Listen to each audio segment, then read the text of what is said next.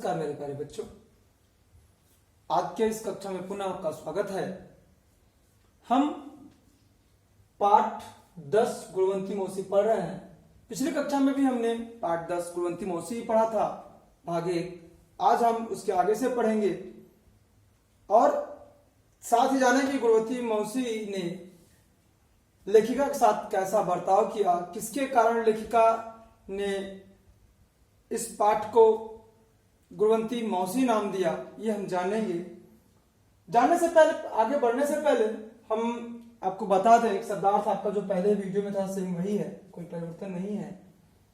और इसके पहले हम आगे बढ़ने से पहले, जैसा कि आपसे बार बार निवेदन करते आ रहे हैं बच्चों, कि आप बिना किसी संकोच के, बिना किसी सोच के, आप जब भी वीडियो देखना प्रारंभ करें, वीडियो देखें, उसी समय आप अपना नाम, अपना कक्षा और अपना वर्ग कमेंट बॉक्स में लिखकर भेजें, जिससे हम आपकी उपस्थिति दर्ज कर सकें।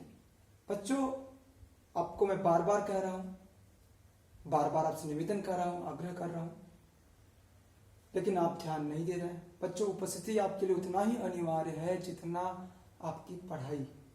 तो बच्चों, बिना किसी संकोच के हर बार, जरूरी नहीं कि आपको हर वीडियो में कहना पड़े, हर बार आप इसको अपना नाम, कक्षा और वर्ग लिखकर भेज दिया करिए। मैं समझता हूं कभी कभी आप ऐसा भी करते हैं, चलिए अभी वीडियो देख लेते हैं, वीडियो देखने के बाद भेज देंगे। तो बच्चों, उसमें क्या होता है कि आप भूल जाते हो।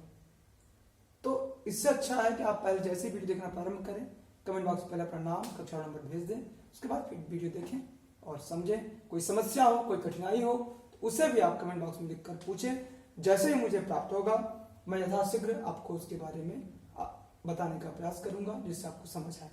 आइए हम पाठ को प्रारंभ करते हैं। हमने पिछली कक्षा में पढ़ा था, यहां तक पढ़ा था कि जो मौसी थी, लेखिका जो थी, वो डाक बंगले के बारे में बता रही थी कि जिस पंजाब सरकार की ओर से एक सरकारी डाक बंगला है जिसमें केवल अधिकारी वर्ग के लोग आकर ठहरते हैं, परंतु हमारे डाक बंगले में न किराया लगता है, न धोबी की धुलाई। सुबह का नाश्ता और रात का भोजन भी किसी न किसी तरह मिल जाता है। यहां तक हमने पढ़ा था पिछले वीडियो में। आज के वीडियो में हम पढ़ेंगे इसके आगे। आइए देखते हैं। रही दोपहर के भोजन की बात, ये लेखिका कह रही है, शाम का भोजन तो ऑलरेडी डाक बंगले में मिल जाता है, तो रही बात दोपहर के भोजन की, तो लेखिका कह रही है कि वह आजकल घर में खाने का रिवाज नहीं है। दोपहर का खाना ज्यादातर, उसके कहने का मतलब ये था कि घर में खाने का रिवाज नहीं है। कोई ऑफिस जा रहा है तो वहां अपना कैंटीन में खा रहा है, या कोई कभी होटल में जा रहा है, कभी रेस्तरां में जा रहा है, तो अपना वो, उसके कहने का तात्पर्य है कि हम बाहर खाना खा लेते थे, ऐसा रिवाज होता गया था उसके यहाँ। खैर, मैं बात अपने यहाँ के डाक बंगले की कर रही थी। दिल्ली में इतनी बड़ी नुमाइश हो, वह न देखी जाए, भला यह कैसे हो सकता था। खैर, ठीक है, मैं बात अपने यहाँ के डाक बंगले की कर रही थी। लेखिका अपने जहां रह रही थी, तो डाक बंगले की बात कर रही थी। दिल्ली में इतनी बड़ी नुमाइश हो, वह न देखी जाए, भला यह कैसे हो सकता था।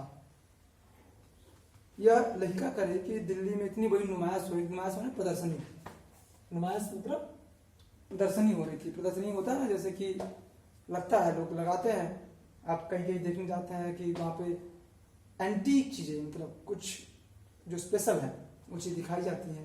प्रदर्शनी है, कई सारे संग्रहालय हैं, वहां भी हम जाते हैं।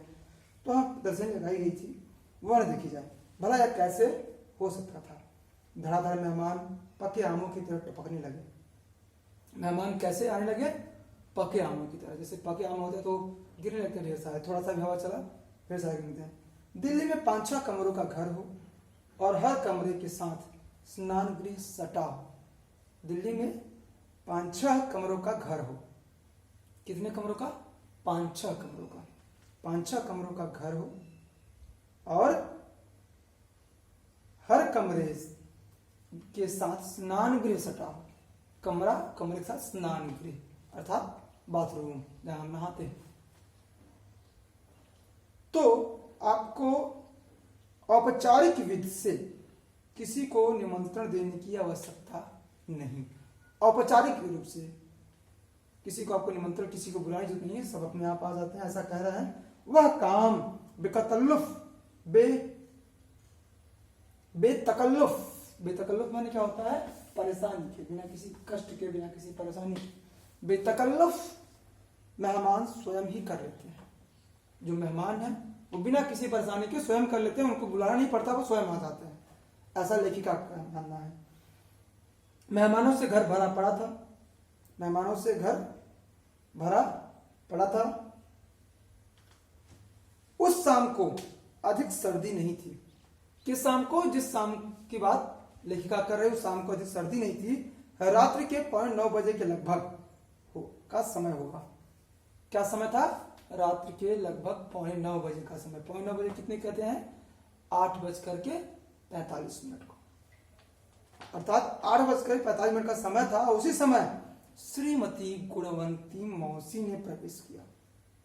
किसके यहाँ? लेखिका के उस डाक बंगले में जहां लेखिका रहती थी, वहां पे गुणवंती मौसी का प्रवेश होता है। हाथों में सोने की 20 चूड़ियां, हाथों में कितनी चूड़ियां थी? सोने की 20 चूड़ियां, और गले में 5-6 हार। क्षमा कीजिएगा, लेखिका कहती है क्षमा कीजिएगा। पहले तो कहती है कि 5-6 हार, लेकिन फिर कहते हैं क्षमा कीजिएगा, उतनी जल्दी में मैं पूरी तरह से हारों की गिनती नहीं कर पाई। कम गिनाने से हमारे मौसा की प्रतिष्ठा में बट्टा लगेगा। लेखिका कह रही है कि 5-6, पहले तो अंदाजा लगाते 5-6 हार, फिर कहते माफ कीजिएगा, मैं उतनी जल्दी में गिनती नहीं कर पाई कितने हार थे उनके गले में। अगर कहीं ऐसा ना हो कि मैंने कम बता दिया, तो वो किसके? मौसा जी का क्या नाम था? मौसा जी का नाम था मुरलीधर। तो मुरलीधर जो मौसा जी थे, उनके प्रतिष्ठा माने सम्मान में बट्टा माने कमी आएगी। मौसी ने द्वार पर ही मुझे गले लगा लिया। मौसी आते ही द्वार पर ही उनको, लेखिका को गले लगा लिया। जैसा कि आप चित्र में देख ही रहे हैं, काफी सारे लोग खड़े हैं, मौसी भी खड़ी हैं। जैसा कि पहले बताया गया था, काफी मोटी ताजी मौसी है, और चश्मा जो ऐनक है वो सुनहरे रंग का है, और सामने लेखिका खड़ी है। जैसे दरवाजे पे आई, लेखिका को तुरंत मौसी ने गले लगा लिया। सच मानिए, उन्हें मुझे क्षण भर का समय नहीं दिया कि मैं उनसे कुछ पूछ सकूं। लेखिका कहती है कि सच मानिए, उन्होंने मुझे क्षण भर का कुछ समय बिल्कुल नहीं दिया कि मैं उनसे कुछ पूछ सकूं। अरे तुमने पहचान नहीं? अच्छी भांजी हो। लेखिका कहती है किसको? लेखिका से कहती है कौन? मौसी ने। अरे तुमने पहचाना नहीं? मौसी कहती है लेखिका से, कह रही तूने पहचाना नहीं? अच्छी भांजी हो। अब मान मैं तेरा मेहमान, गले पड़ने लगी। भाई वो लेखिका पहचान नहीं रही, लेकिन अब जबरदस्ती अगर कोई आपके ही घर आए और आपको गले लगा ले तुरंत आते ही, ना आप पहचानते हो, तो आपको लगेगा अरे जरूर ये कोई जानता, कोई जानने वाला होगा। तो लेखिका को वहां पे ऐसा ही हुआ, आभास हुआ, मेरी सगी मौसी कोई नहीं। जैसा कि लेखिका ने पहले बताया था, मेरी सगी मौसी कोई नहीं थी, चचेरी ने न मेरी और न गांव की। तो यहाँ पे वही कि मेरी सगी मौसी कोई नहीं। फिर ये कौन है? अब वो मौसी अपने को बता रही है, लेखिका मन में सोचने लगी अरे मेरी तो कोई सगी मौसी नहीं है। फिर ये कौन है? तो वही सोचने लगी। फिर तो इसके बाद जैसा कि हमने पहले बताया, किसी भाभी की माँ भी नहीं है। वो किसी भाभी की माँ भी नहीं कि वो मौसी बन रही है। इतने में उनका बड़ा लड़का बिस्तर उठाए आगे बढ़ा। इतने में उनका जो किसका? मौसी का जो बड़ा लड़का था, वो बिस्तर उठाए आगे बढ़ा। वे मुस्कुराकर बोली, बेटा बहन को नमस्कार करो। मौसी जी बिना किसी संपर्क परिचय कराए ही अपने बड़े लड़के से बोली कि बेटा बहन को नमस्कार करो, तुम्हारे जीजा शायद बाहर गए हैं। जीजा को पहले बता दे कि जीजा बाहर गए हैं। झट से सब सामान अपने आप ऊपर ले आओ, सारा सामान ले आओ, अंदर पहले डालो, जगह बन जाए रहने की। जिनको रहना है, जो इस तरह के होते हैं जो लोग, वो तुरंत उनको मौका दिए नहीं कि वो उंगली पकड़े नहीं कि वो आपका हाथ पकड़ लेंगे और जल्दी से अंदर घुसे। तब कहीं मुझे आभास हुआ, दिमाग में यह बात कौन दी कि ये तो यहाँ रहने आई है। तब जब बिस्तर अंदर डालने की बात आ गई तो लेखिका को लगा अरे ये तो मिलने नहीं बल्कि रहने आई है। मौसी की जुबान चलती रही, एक क्षण भी नहीं रुकी। मौसी बोलती रही, रुकी नहीं। जो कुछ उन्होंने कहा था उनका 2 शब्दों में असर सही था कि अमृतसर के गुरुद्वारे में वे अपने 7वें पुत्र बड़ी लड़की के लड़के और अपने तीसरे लड़के के लड़के का मुंडन करवा उन्हें माथा टिकाने के लिए ले गई थी कि उनकी मुलाकात मेरी बुआ की ननद से हुई। कितना बड़ा रिश्ता, बुआ की ननद। जिनको रिश्ता तलाशना होता है तो आजकल के लोग ऐसे रिश्ता तलाशते हैं। बुआ की ननद, इतना दूर का रिश्ता से हुई और वहीं से उन्होंने मेरा पता पाया। लेखिका का पता कहाँ कैसे मिला मौसी जी को? लेखिका की बुआ की ननद अर्थात उसके पिताजी की बहन और बहन के पति की बहन और फिर उस बहन के पति की बहन। और उन्होंने कहा हाँ पोस्ट कार्ड तो पराये को लिखा जाता है। लेखिका ने कहा पोस्ट कार्ड अर्थात आने की सूचना तो पराये को दिया जाता है, अपनों को नहीं। इसलिए उन्होंने अपने आने की सूचना, भला मैं कोई पराई थी? लेखिका से मासी जी ने कहा कि मैं तो पराई नहीं थी, इसलिए मैं लिख करके तुम्हें सूचना नहीं दी कि मैं आ रही हूँ। तो पराया को जाता है। फिर कौन वे महीना 2 महीना रहने आई थी? महीना 2 महीना नहीं रहने आई थी, यही 2-4 दिन की बात थी। 2-4 दिन की बात थी। इतने सारे लोगों को संख्या कितनी थी? क्या हुआ कि कुल मिलाकर 14 बड़े प्राणी और 5-6 बच्चे। कितने बच्चे? 5-6 बच्चे। 5-6 यानी 5 से 6 मान लीजिए, हम 5 ही मानते हैं, और 19 लोगों को लेकर रहने आई थी वो इस शहर में।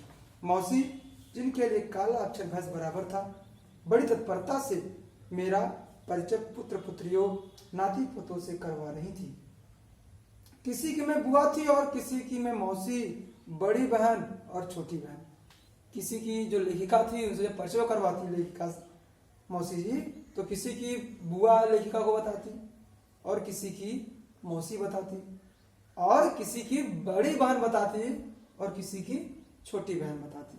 जो उम्र में लेखिका से बड़ा होता उसको छोटी बहन बना देते कि छोटी बहन है। उस समय मुझे लग रहा था शायद मैं कोई सिनेमा की फिल्म देख रही हूँ। लेखिका को लग रहा था कि मैं सिनेमा में कोई फिल्म देख रही हूँ। उनको लग रहा है कि मैं फिल्म देख रही हूँ, कोई साक्षी में सच में नहीं हो रहा है, ये फिल्म में चल रहा है। रात्रि के 9:15 बजे के लगभग समय होगा, वरना उस समय लग रहा था कि कोई मैं फिल्म देख रही हूँ, वरना लोगों की इतनी भीड़ जिन्हें मैंने जन्म भर देखा नहीं था। उन्हें इतने उम्र उसके बीत गए थे लेखिका के, लेकिन अभी तक जिन्हें नहीं देखा था वो इतनी भीड़, इतने लोगों की भीड़ वो देख रही थी। उसके बाद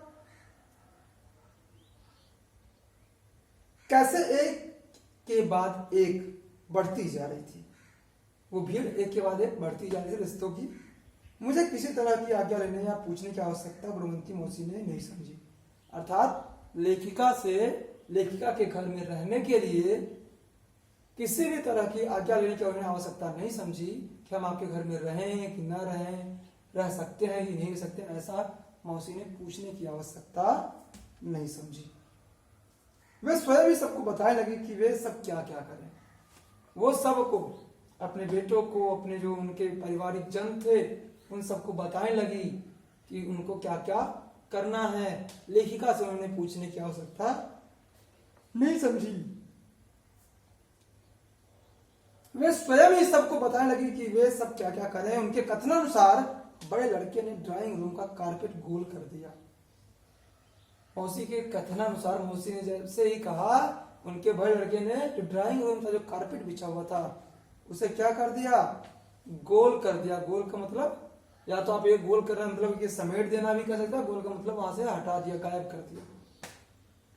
सोफे की कुर्सियां दूर दूर हटा दी। जो सोफे की कुर्सियां लगी थी उसे दूर दूर कर दी, बिल्कुल किनारे लगा दिया। वहां अपने और बहन भाइयों के बिस्तर बिछा दिए। वहां अपना अर्थात मौसी के बड़े बेटे का और अपने जो भाई बहन थे उनका बिस्तर बिछा दिया। जब बिस्तर तक नौबत पहुंच चुकी तो मुझे ख्याल आया कि इनके कुछ खाने के लिए भी पूछ लूं। मौसी ने कहा पे लड़का करे हैं कि जब लोग बिस्तर बिछा कर लेटने की बात आ गई तो उन्होंने सोचा क्यों ना अभी लोगों से फिर खाने की बात पूछ ली जाए। तो खाने की पूछने के लिए फिर उन्होंने क्या किया, मौसी ने मेरे पति के बारे में अपने आप ही ज्ञान अर्जित कर लिया। मौसी ने क्या किया, बिना पूछे ही अपने आप लेखिका के पति के बारे में ज्ञान प्राप्त कर लिया, अर्जित कर लिया, मैंने प्राप्त कर लिया, इकट्ठा कर लिया। मैं हैरान थी। कौन हैरान था? लेखिका हैरान थी कि यह स्त्री इतनी कुशाग्र बुद्धि रखती है, इसे तो कहीं कहीं मिनिस्टर होना चाहिए था। लेखिका कहती हैं कि ये जो मौसी जी है इतनी कुशाग्र बुद्धि, इतनी तेज बुद्धि वाली थी, इन्हें तो कहीं कहीं मिनिस्टर होना चाहिए था, इन्हें कहीं न कहीं कोई मंत्री होना चाहिए था। ये इतनी कुशाग्र बुद्धि, इतनी तेज बुद्धि है। खाने के लिए पूछने पर बोली, मैं तो यह मेरा तो व्रत है, मैंने सुबह से अब तक पानी भी नहीं पिया है। जब लेखिका मासी से खाने के लिए पूछी तो मासी ने कहा कि मेरा तो व्रत है, आज वो व्रत है, मैंने सुबह से अभी तक पानी नहीं पिया है। एक छोटा सा बच्चा बोला, नानी तुमने तो दूध पिया था, अर्थात पानी नहीं पिया है। मौसी जी ने कहा पानी नहीं पिया लेकिन दूध पिया है। वो बच्चे ने बताया, मासी जी ने नहीं बताया। मौसी को बच्चे की बात से कुछ बुरा नहीं लगा। जब बच्चे ने मौसी जी का रहस्य खोल दिया, जो मौसी छिपा रही थी दूध भी पिया है, बच्चे ने खोल दिया, लेकिन मौसी जी को बुरा नहीं लगा। वे झेपी भी नहीं, झेपना मतलब संकुचाना, वो संकुचाई भी नहीं, मुस्कुराकर बोली, बेटी पाव भर बर्फी मंगवा लो, मैं पानी पीऊंगी, कोरा पानी तो मेरे कलेजे लगेगा।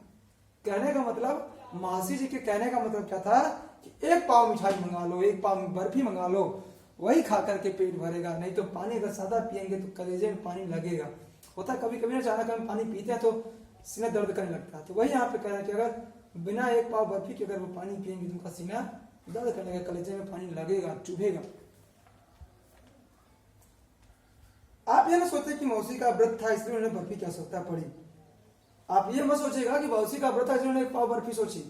उनका दूसरे दिन भी सुबह उसने बर्फी खाकर ही पानी पिया, उन्होंने दूसरे दिन भी सुबह एक पाव बर्फी मंगाई, खाकर वही पानी पिया। ये उनका रोज का नियम था, रोज वही एक पाव बर्फी खाती, पानी पीती। आप लोग भी करते होंगे, अगर नहीं करते तो भी अच्छा है। मौसी ने बड़े बेटे से कहा, बहन से शर्माता क्यों है, तुझे चाय पीने की आदत है तो कहता क्यों नहीं, अर्थात चाय की व्यवस्था करिए। वो लेखिका अपने बड़े बेटे से करे कि शर्माता क्यों है, अगर तुम्हें चाय पीने की आदत बहन से बताओ ना, लेखिका से बताओ, वो चाय बना के पी देगी। तेरी बहन पढ़ी लिखी है, अभी देख कैसे चटपट तुम लोग को चाय और नाश्ता बनाती है। अब देखो चाय नाश्ता का व्यवस्था भी करा दिया मौसी ने, बिना कुछ उनसे मांगे ही। कहा कि अभी तुम्हारी बहन तो पढ़ी लिखी है, तुरंत अभी चाय नाश्ता की व्यवस्था तैयार कर देती है, बना देती है। मैं थक्कर चूर थी, उन लोगों के आने से वो व्यवस्था करते करते थक्कर चूर हो गई थी। उसी दिन संध्या को कुछ मेहमानों को विदा कर चुकी थी। घर में नौकर केवल एक था। घर में नौकर कौन था? केवल एक नौकर था। वह भी मेहमानों के लिए खाना बनाकर तंग आ चुका था। इतने सारे मेहमान आ चुके थे, पहले से कुछ मेहमान आए हुए थे और इतने में फिर मौसी के वो जो इतना बड़ा परिवार था उसको लेकर आई थी, तो वो उनको भी, जो नौकर था उनको भी खाना बनाकर वो तंग आ गया था, वो परेशान हो गया था। मैं हतप्रभ थी, हतप्रभ शिथिल थी, आश्चर्य थी कि मौसी के मुख की ओर देख रही थी। वो मौसी की मुख की ओर देख रही थी। मौसी बड़ी चालाकी से मुझसे करवा चुकी थी, खाना अभी बना जाता है। मौसी बड़ी चालाकी से लेखिका से यह कहलवा दी कि खाना भी बनवा रहे हैं, अर्थात खाना बनाओ। लेखिका उनके लिए खाना भी बनाए। इतने में मेरे पति आ गए। कुछ समय बीता था कि तभी लेखिका के पति आ गए। उनका परिचय मौसी ने स्वयं ही अपने परिवार से किन शब्दों में करवाया यह मैं नहीं दोहराऊंगा। अर्थात लेखिका कह रही कि उसे शर्म आ रही थी बताने में कि किस तरह से लेखिका का के पति का जो परिचय था वो उन्होंने करवाया था, ये वो बार बार कह रही थी। अब किस तरह से करवाया था, आगे मौसी ने क्या क्या किया, अब इसके बारे में हम अगले वीडियो में पढ़ेंगे।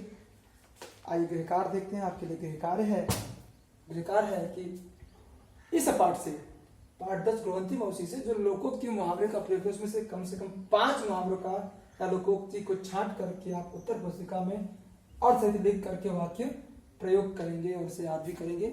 मेरे प्यारे बच्चों, आज की वीडियो में इतना ही। अगले वीडियो में फिर से मिलेंगे, तब तक के लिए धन्यवाद, नमस्कार।